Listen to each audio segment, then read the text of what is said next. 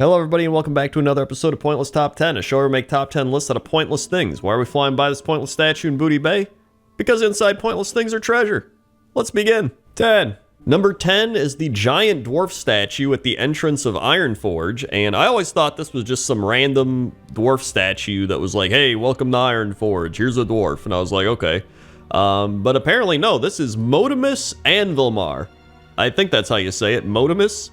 M-O-D-I-M-U-S, Modimus Anvilmar, and he was the last High King of the United Dwarves of Ironforge prior to the War of the Three Hammers, and an immense statue of Modimus stands guard at the gates of Ironforge. So yeah, this is Modimus Anvilmar. It's actually a lot cooler when you realize, like, oh damn, this guy's like one of the most notorious dwarves of all time, and I just thought it was some random dude. Like, not even a random dude. I thought it was just some, like, generic dwarf. They were like, hey, you know what'd be cool? If you walk in the Ironforge, you see a big dwarf. And everyone was like, yeah, right? There's also the small village Anvilmar in Coldridge Valley, which is, you know, probably named after him, I would imagine. But there's probably other things named after him. There's probably a server. There's probably a whole bunch of other stuff. But it's always fun to learn some little lore tidbits like that, you know what I mean? And then you get a new appreciation. And instead of walking in the Ironforge and being like, hey, there's a dwarf, I'll be like, yo, there's Modimus Anvilmar. And then I'll go about my day and probably completely forget about him. But now you know. And that's number 10. 9. Number 9 is the big eagle statue at Airy Peak. And I always thought the statue was really cool whenever I'd be at Airy Peak and you look up and it's just this giant stone eagle. And I'm like, dude, that actually looks pretty sick. Like, when I thought of the Pointless Top 10 Statues list, this was one of the things that I really wanted on the list, just because I always remember seeing it dating back all the way to Classic WoW. And, you know, reading more about it, it's actually really interesting. So Airy Peak is the capital of the Wildhammer clan, which, you know, we just talked about dwarves. And it's located in the Hinterlands, which originally was going to be named Airy Peaks, but then they changed it to be the Hinterlands, and then Airy Peak became the capital. And so Airy Peak is the home of the Hinterlands Wildhammer dwarves. They broke off from the rest of the dwarven society after the War of the Three Hammers, and following the defeat of Tharazan, the Wildhammers returned home to Grim Batal. A bunch of stuff happened, and essentially, because of the horrific underground battles the Wildhammers were forced to fight against the dwarves, the Dark Iron dwarves, the Wildhammers chose to build most of their dwellings above ground instead of burrowing into the mountains as a typical dwarven design. So, and that's another reason they have a bunch of griffins, and they're flying around with griffins and eagles and all that stuff. So, I just thought that was actually pretty sick lore. The fact that, you know, they were so tired of fighting underground, and they have, like, all this post-traumatic stress from fighting underground against the Dark Iron dwarves, and they're like, dude, let's just build our capital on top of the mountain. And they're like, yeah. Right? And then they just fly around on, you know, griffins, and they got the eagles and everything. It's just awesome. I love it. That's actually really cool. I didn't know that until I was researching all that for Pointless Top 10. So look at that. On top of this being one of my favorite places to see throughout the years of World of Warcraft, it's actually got some pretty cool lore. And that's why it's number 9. 8. Number 8 is this broken dragon statue in Wintergrasp, and there's really no lore or story behind this statue. I looked for some, but I couldn't really find anything.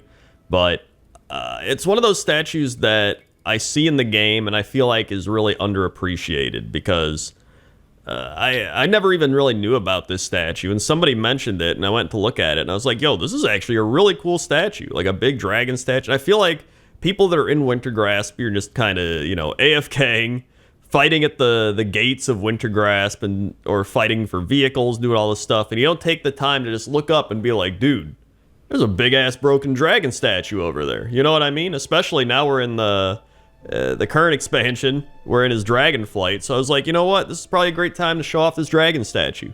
Plus, Wintergrasp was always one of my favorite things to do. I played some in Classic Wrath, but it wasn't the same as when you actually did it back in the day, and it was like a big open zone, and there, you know.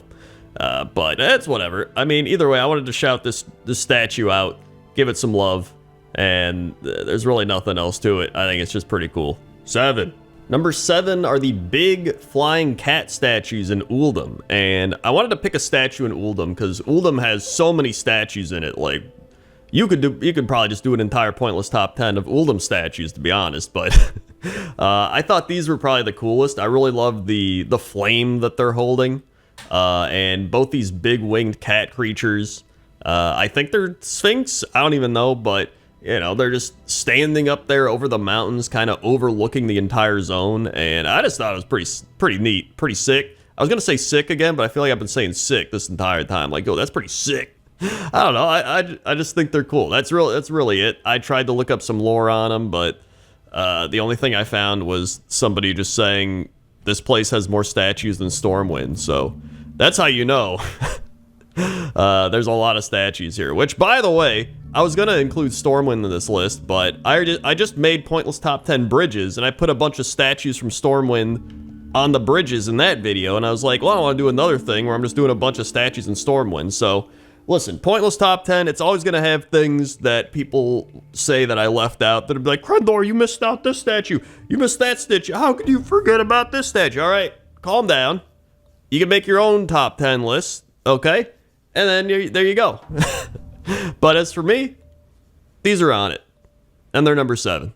6. Number 6 is the Statue of Liberty, which is located in the Loch Modan dig site area with a bunch of trogs all around. This is actually an old Easter egg that everybody always comes across, and they're like, dude, I found the Statue of Liberty. I've seen it, like, all over. Whenever I would search for Statue of Liberty, which was literally, you know, this past week, because I was trying to find information on it, there's a whole bunch of threads being like, dude, the Statue of Liberty. And this is actually a reference to Planet of the Apes, where they come across a Statue of Liberty, and he's like, oh my god, it's Earth. Which I always just think of the Simpsons episode with Dr. Zaius and Dr. Zaius. So anyway, this is actually one of the Statue of Liberties. There used to be another big Statue of Liberty way back in, I think, the beta of World of Warcraft, or, you know, before it came out. And it was like a big Statue of Liberty in the ocean in Stranglethorn, and then I guess they removed that.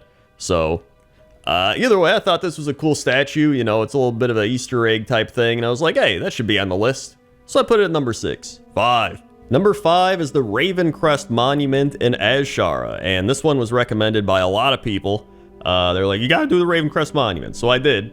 And it's got some interesting lore behind it, so I'm going to read you a bit about it from Wowpedia, and then the speculation behind it. So, the Ravencrest Monument marks the remains of a huge statue in Azshara, referred to by Torg Tookrush as an ancient night elven colossus, located southeast of the ruins of Eldorath. What is left of the time-worn statue rests atop the cliffs on the tip of Azshara's southern point, overlooking the Great Sea. The Ravencrest Monument cannot be accessed by the sea, and only the broken-off legs still stand, with various other parts scattered on the ground around them. Presumably, the rest has become buried or sunk beneath the sea below. So, that's the Ravencrest Monument, right? It's just this broken statue. It's scattered all around.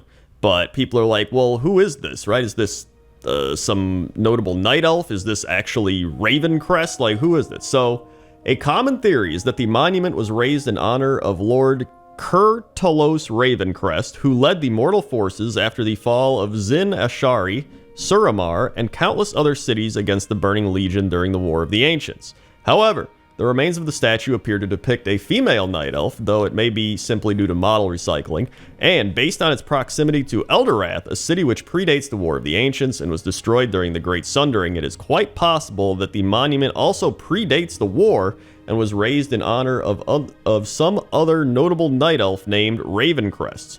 The monument's out-of-the-way location and state of despair also intimate that the subject is not Kurtalos. Is that a word? Intimate? It just says intimate. Intimate? Whatever. Ultimately, there's simply not enough information to confirm the Ravencrest Monument refers to Kurtalos Ravencrest. So this is actually really cool, because it's like nobody even knows who this is. It's just this big statue in Azshara, and people are like, I think it's of this person, but we actually don't know. And I think I always really enjoy that about games, like just some hidden mystery that nobody really knows. And that's why it's number 5. 4. Number 4 is the statue of Lu Lang, and there's actually 2 statues of Lu Lang. One is like this crazy wooden tree statue, which You know, everybody always thinks statues got to be built out of stone, but I mean, you could have a tree statue. What's wrong with that? And then the other one is this stone statue by the Turtle Beach, and there's a bunch of turtles all around it. There's actually some interesting lore behind Lu Lang. So Lu Lang was just this really well-known Pandaren scholar and explorer, and he was the first of his people to leave Pandaria in the years following the Sundering. So he was filled with a sense of wanderlust, and apparently the Chinese word for wandering is Lu Lang. Explains why they named him that. And he sought to travel beyond the mists and still be able to return. He realized that sea turtles always returned to shore where they were first born, and thus he traveled to Turtle Beach in the Krasarong Wilds on the Pandarian southern coast, where he befriended the sea turtle that he named Shenzin Su, after the merchant Shenzin. So that explains why the statue of him with the turtles is by all the turtles on the Turtle Beach, because that's where he traveled to, right? The turtle carried Lu Lang beyond the mist to the world he knew waited beyond. The common thought of the time was that only Pandaria had not been destroyed in the Sundering, and so Lu Lang was considered to be damaged in the head for thinking otherwise. This guy's crazy. This was proven to be incorrect when Lu Lang returned on Shenzin Su 5 years later, bringing with him tales of mysterious lands. And so overall, Lu Lang, you know, one of the first real big Pandaren explorers that went out and was like, yo guys, there's like orcs and trolls and stuff out there. You should go see it. And they're like, oh, okay. And, you know, they did. And that's why these statues are number 4. 3. And number 3 is the Gennaro's Point statue. That's right, number 3. I bet everybody watching this was like, oh, Crendor's gonna put the old Gennaro's Point statue at number 1, because it's the thing you see at every pointless top 10. And it's the statue he flies by. It only makes sense that in a statue list it would be number 1, which is why you're wrong. So this statue is on Gennaro's Point, which is named after Rio de Janeiro, because it is a statue in reference to the Christ the Redeemer statue. But it's a goblin, as you might expect at Booty Bay. And I mean, listen, it's a fantastic statue. It's why I love showing it off all the time. It's always one of the staples of the things you think about when you think of Booty Bay.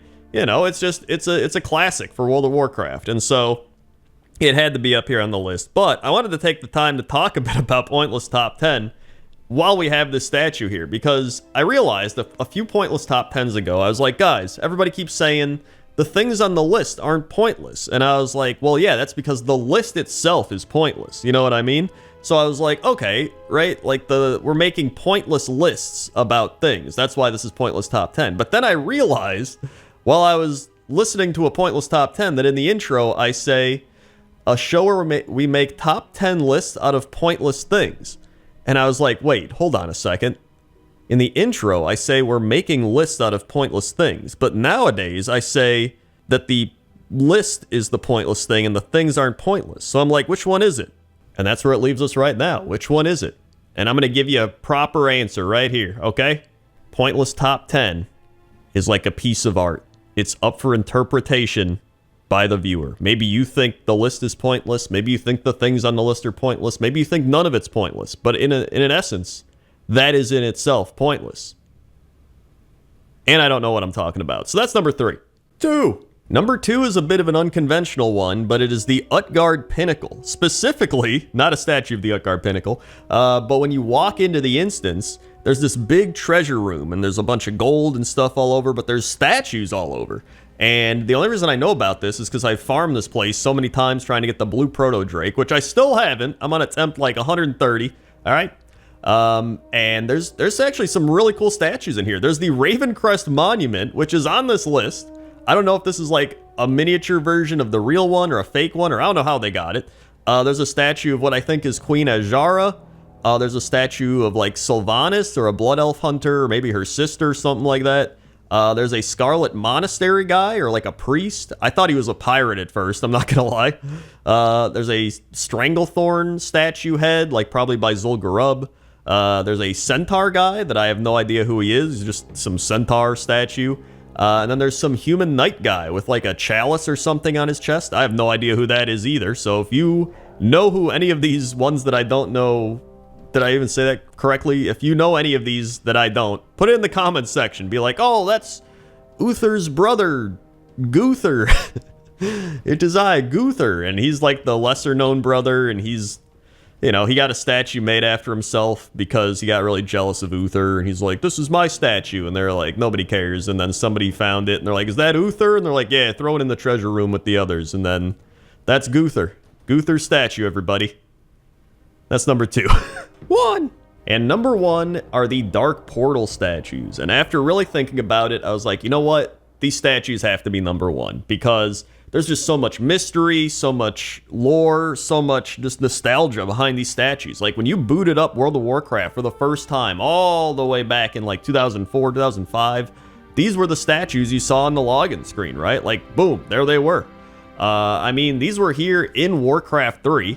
The Dark Portal did have the hooded statues, but in Warcraft 2, apparently they did not have the statues. And even if you do the opening the Dark Portal dungeon, there are no statues there. So that's really interesting that they used to not have them, but then they added them in. And everyone's like, well, then who put them there? Who added them in? So a lot of people said, you know, they're Medivh. They're probably an apparition of Medivh that appeared to Gul'dan and instructed him how to build the portal. But then, you know, why is there so many of them, right? And apparently they're also located all over. Like, people have seen them in the Black Temple. They're at the Altar of Storms. You know, you see them all. I mean, there's one at the entrance of the Caverns of Time, which I always thought was really funny. You walk in and it's like, boom, there's one of them. People have said maybe they're just warlocks, right? That's a theory. Somebody else had the theory that they're Gen 1 Death Knights. Like, there's really just a lot of mystery behind it. And, you know, leave your comments down below. What do you think they are? Because I've looked all over and, you know, I read all these theories, but, like, it really just boils down to, I think, nobody knows. And, again, I think that's really cool. You know, kind of like the Ravencrest Monument. It's just something in the game that's there. We know it's there. We've seen it all over.